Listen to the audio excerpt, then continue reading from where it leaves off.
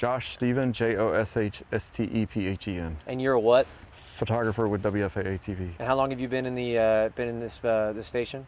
I've been at this station for over 10 years. Got it. Okay. All right, Josh, let's get started, man. So Saturday was really hectic. A lot of moving parts.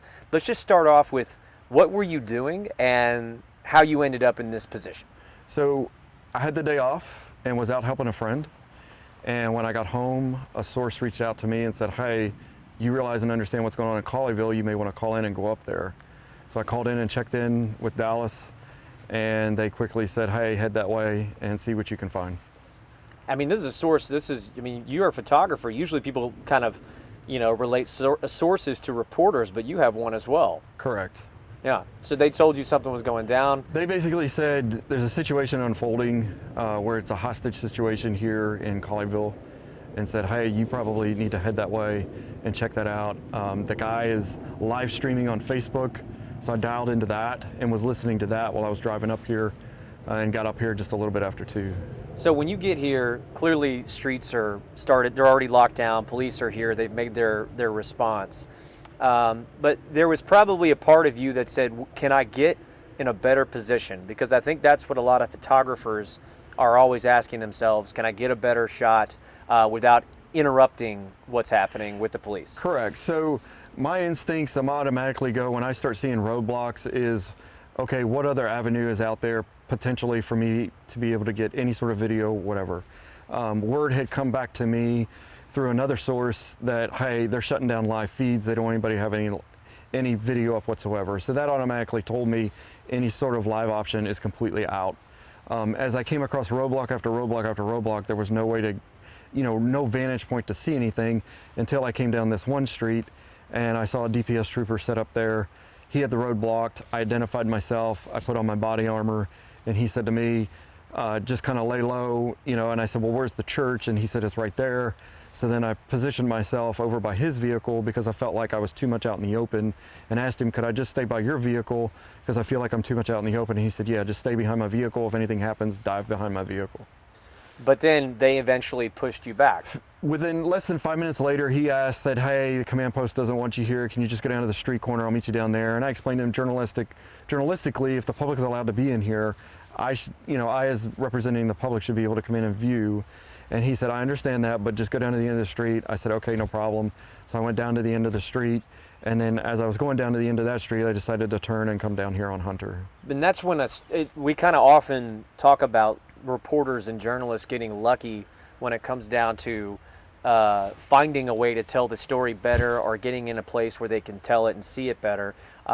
It sounds like a family kind of flagged you down and said, hey, who are you with? We can see this whole thing happening in our backyard. So when I came down the street, there was a group of kids that walked out and they all just kind of waved me down.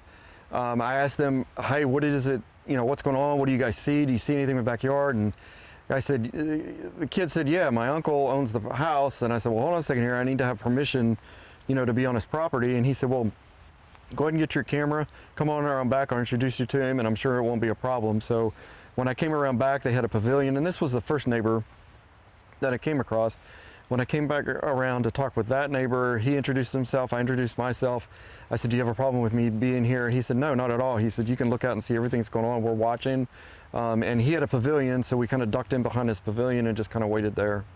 And then you came into this next field, which is a next door neighbor, because you saw, hey, this other next door neighbor has a better vantage point. Does he mind if we get in his yard? So while I was over there gathering video of that, I noticed a gentleman in a blue jacket standing exactly where I am. So I asked Jerry, the homeowner at the first house, hey, do you know this homeowner? Would he allow me in his yard? And he said, oh yeah. He says, that's Jack. I know Jack. Let me go talk to him. So they met at the fence line up by the house, and then they waved me over, and I introduced myself to Jack, and I said, do I have permission to be on your property? He said, yes. And so he let me in through the gate, and right where I'm standing is where I spent the next 10 hours. So let's talk about that. So you kind of know what it's like to be by your camera and waiting for something to happen. Just walk me through that, because not a lot of people realize that you have to be in focus, you have to have a good, attention to detail of what's happening in front of you. So what are you thinking in that moment? In that moment, I'm thinking, what equipment do I need? Where do I need to get to? How do I get there?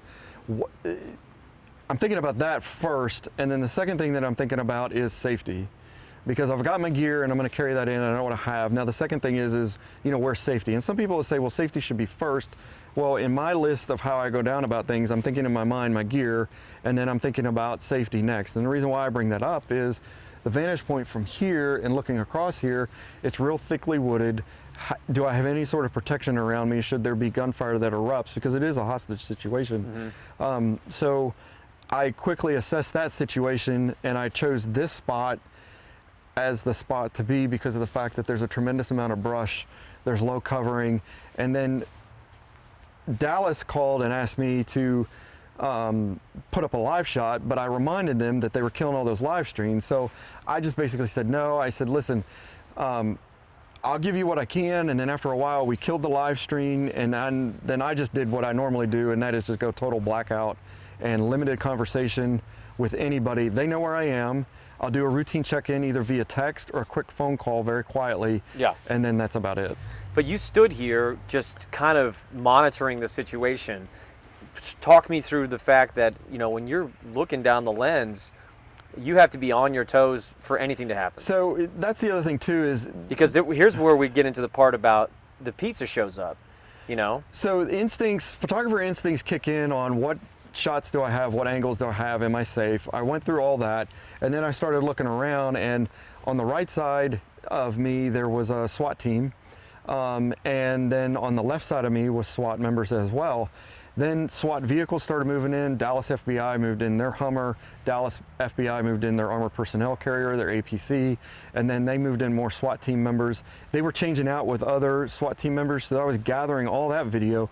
But during the process of all that, Dallas FBI SWAT, basically, I started seeing their feet moving underneath the armored personnel carrier, and as they were moving back from the APC, you could see somebody dressed in black. And when that person came around, they were in handcuffs.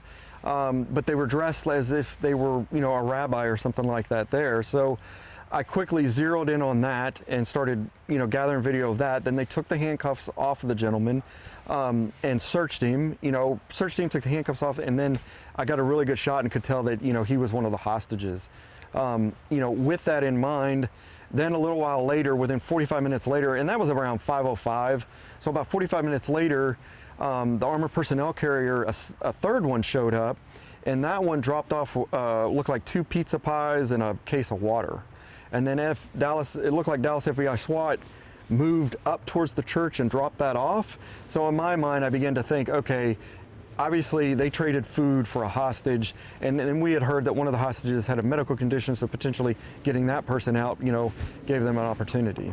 When that hostage came out the first time, could you believe what you were seeing? I was very surprised that had happened, but in my mind, just backing up for a second, before all this started, I said a big prayer to God saying, please let these hostages go free without any harm. So seeing that hostage come out gave me a peace of mind of, okay, maybe the hostage taker, the gunman, is trying to work something out here, and maybe we're going to see a peaceful end to this. When you're this is a tense situation too. That's probably not the only thing you're thinking as well. This is a moment where it's like high stress, but manageable stress, where you're kind of wondering what's going to happen next. It's your mindset as a photographer is always thinking, what is the next move? What is the next shot? When I started seeing equipment being moved around and agents being moved around and SWAT teams being moving around, I began to realize in my mind that I had to watch both the SWAT team on the right and the guys on the left. What I didn't realize and understand was another source had reached out to me later, and it said, hey, there's 60 HRT guys flying in from Quantico, and just keep your eye out because these guys, the hostage rescue guys, that'll probably try and go in there and get these guys out.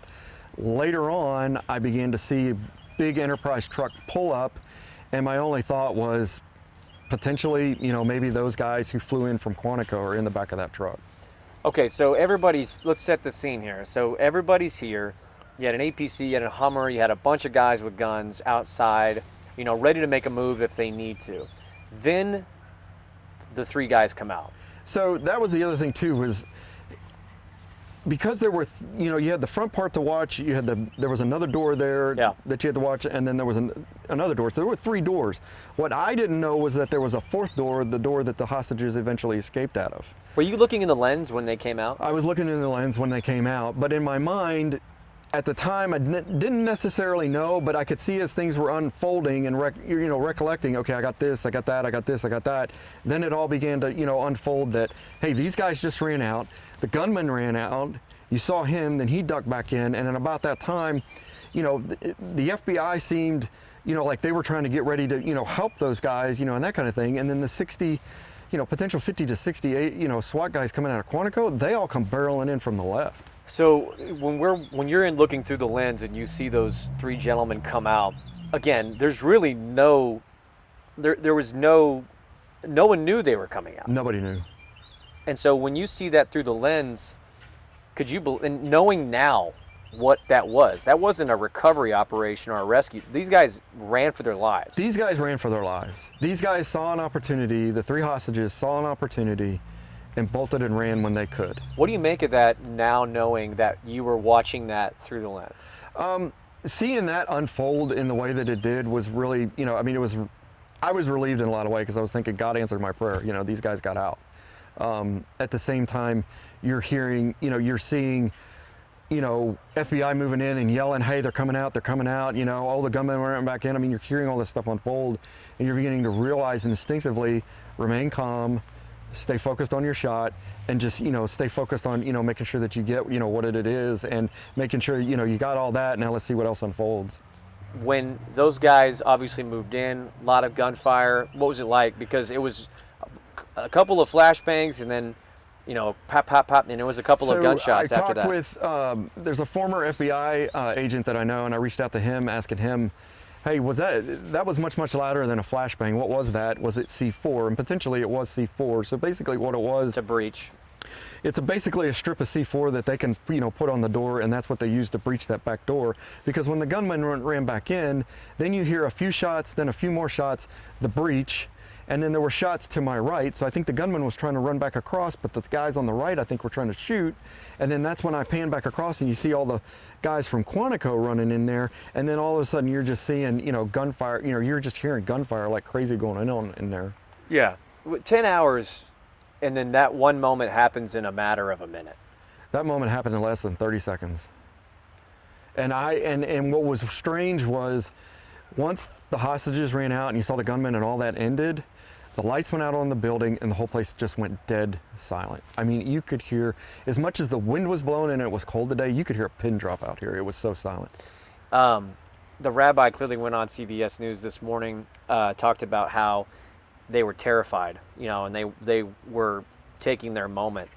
This is an indelible moment to capture them in their moment of fear and flight and getting to safety.